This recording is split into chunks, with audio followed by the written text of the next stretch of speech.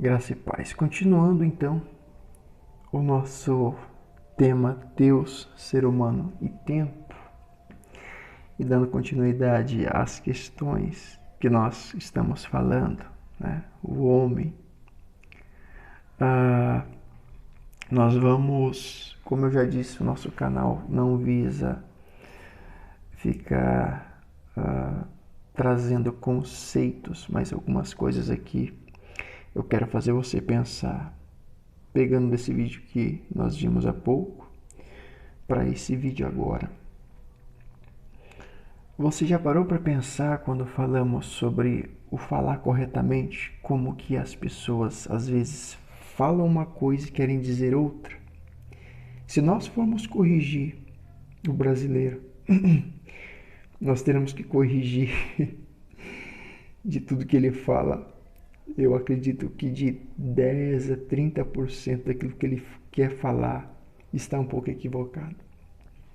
Vamos lá então. Espírito não é espiritismo. Romance não é romantismo. Ateu não significa ateísmo. História não é sinônimo de historicismo. Cristão também não é cristianismo. Capital não é capitalismo. Triunfo não é triunfalismo. Tá bom? Satanás não é satanismo. Calvino não é calvinismo. Lutero não é luteranismo. Humano não é humanismo. Eu tive uma matéria na faculdade chamada História da Arte, em que a doutora dizia assim, Tânia Zimmermann, cuidado com os ismos, cuidado com os ismos. Ismos. E hoje eu entendo o que ela queria falar. O vício com os chamados ismos, os ismos está associado a doutrinas que foram fundadas, que possuem uma série de recortes, explicações e características que não representa aquilo que nós pensamos que é. Por exemplo, eu poderia falar sobre o espírito, o pneuma no grego referente a espírito humano, Espírito Santo, espírito dos anjos bons ou espírito no sentido de anjos maus. Não é espiritismo, uma doutrina muito associada a Allan Kardec. Muda tudo. Da mesma forma como quando alguém fala, ai, aquele moleque. Você sabe o significado da palavra moleque? Você sabe de onde que vem a palavra moleque? Não sabe? E se eu falar, ou melhor dizendo, se eu ouvir alguém falar, ai, eu adoro essa comida. A pessoa está falando que adora ou ela quer dizer que ela gosta daquela comida? E quando eu vejo alguém falando, o fulano carpiu muito hoje. O correto é falar carpir ou é falar capinou, de capinar? E aí o que você me diz? Porque carpir vem das choradeiras que lamentavam lá, contratadas. A Bíblia dá relato nos profetas maiores. E capinar já está associado de fato à ideia de pegar a enxada e fazer o trabalho. E quando alguém faz alguma coisa e o outro se sente tipo condoído, vê o outro sente dó, fala assim, coitado. Coitado vem de coito, não tem nada a ver com o sentimento de sentir dó em relação ao outro. Você sabe muito bem o que é coito. Então olha só, quando você entrar aqui no canal e você for ver algum vídeo e sair alguma informação, eu quero dizer para vocês, na minha humildade, que eu não sou o dono da verdade e que o ser humano ele erra, e direto nós vemos as pessoas elas se colocando, às vezes nós fazemos fazemos conjunções erradas, falamos palavras e não fazemos as ligações com o português extremamente correto. Então não adianta aqui chegar aqui no canal e querer, talvez, querer corrigir, porque nós tentamos de maneira humilde, nós reconhecemos que a nossa capacidade ela não é tanta, mas nós tentamos estabelecer aqui a verdade baseada no Cristo vivo, que é o pão vivo que desceu do céu. O português é uma das línguas mais complexas do mundo.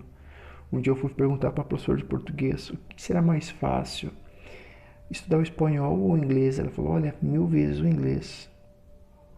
É muito mais fácil, você vai ter mais facilidade, né? Tanto para falar quanto para escrever.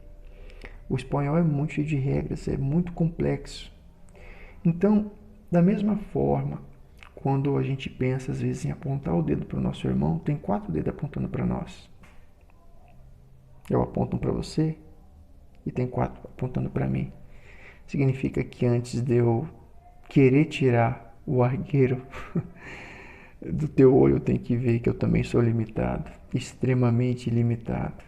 Amém? E a título de curiosidade, não é a nossa finalidade, mas vamos lá. Falando de maneira bastante franca e humilde. Franca e humilde. Aí você vai vir com aquela frase clássica. O que é humildade? Humildade, o que é humildade? Humildade, palavra grega, vem de lá de humilis. Origem grega, vem de humilis. A humildade também está associado a humus. E você sabe muito bem que quando eu falo de humus, eu tenho que ir até o Egito Antigo. Eu tenho que me lembrar da terra fértil do Egito.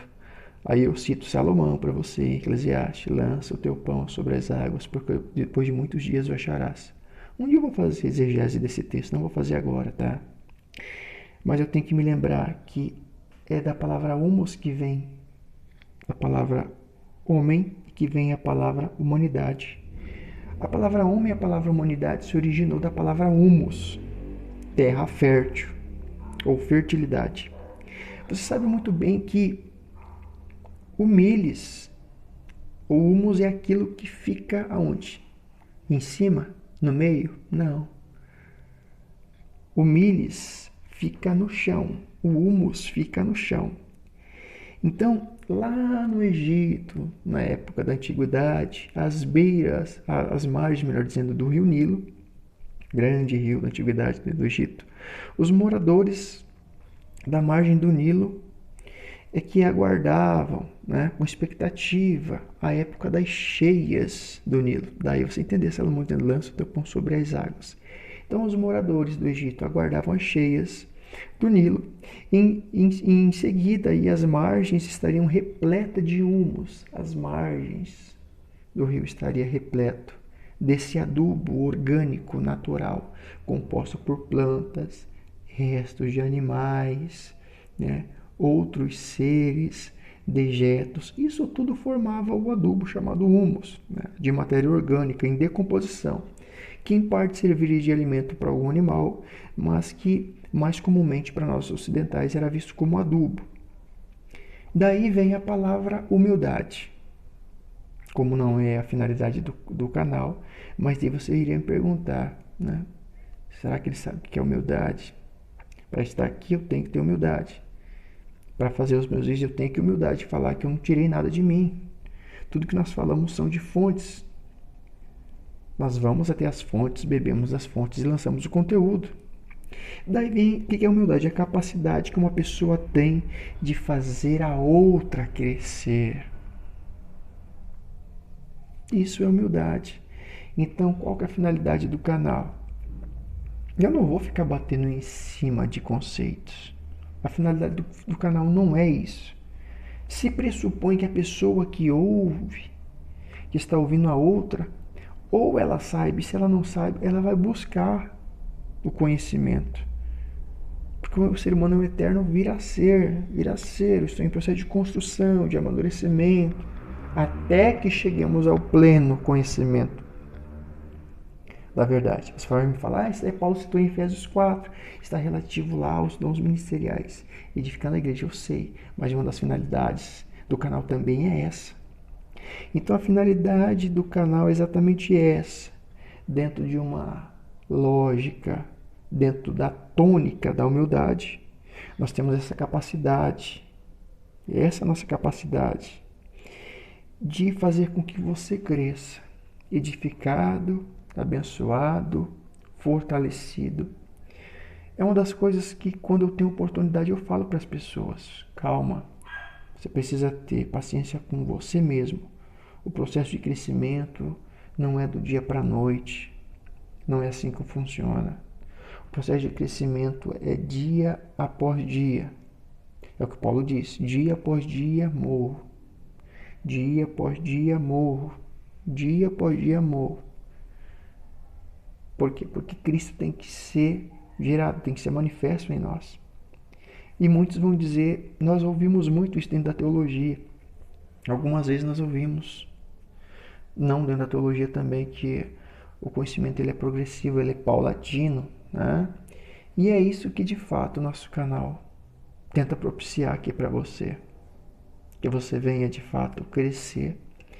E que o meu desejo de todo o coração é que aquilo que nós ministramos aqui seja para você de fato como um adubo, né? Humildade, capacidade que uma pessoa tem de fazer a outra crescer. Eu espero que aquilo que eu tenho gerado nesse canal você receba dentro desse sentido, fazendo você crescer.